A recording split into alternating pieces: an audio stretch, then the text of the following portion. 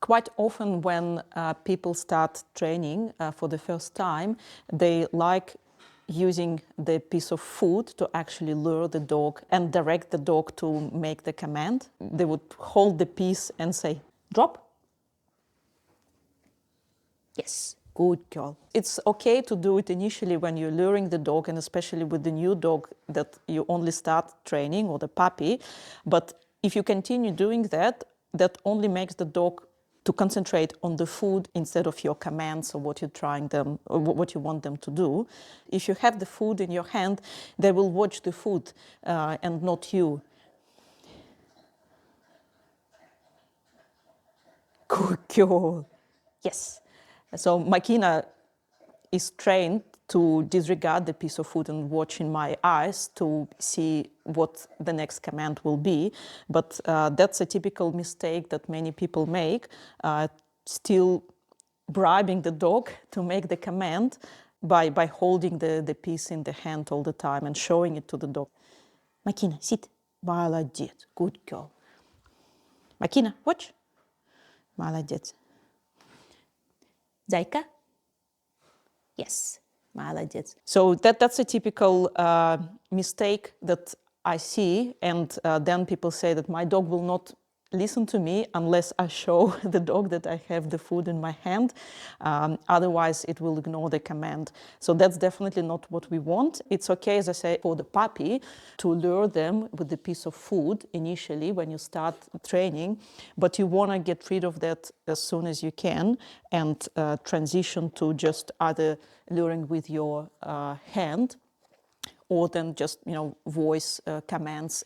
In order to transition to that, you first, use a pouch is great.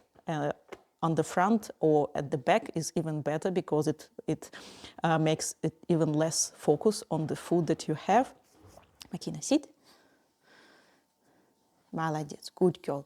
And then you want to make sure that the dog watches you instead of your hands for the direction. Makina, drop. Yes, good girl. It's still a good habit for the dog to follow your hand because that helps when you teach new tricks you want to lure. Makina, иди сюда. Good girl. Молодец, иди сюда. Ай, молодец. Молодец. Good girl. Yes. Молодец. Good girl. The next step is to make sure that the dog watches you instead of the piece of food. To start it, you would put a piece of food on your palm, and if the dog tries to get it, you just close the palm and don't give it to them.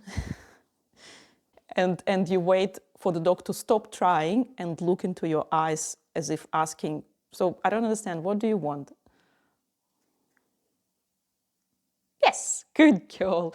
And then you open the palm and give the food.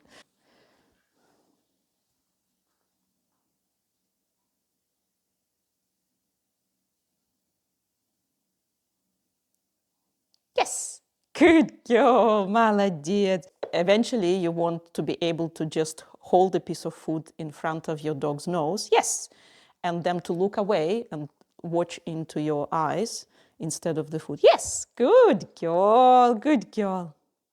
Yes, молодец, молодец. Good girl, молодец. Yes, and then teaches them the concept that it's not the food that they need to worry about when you're doing the training session.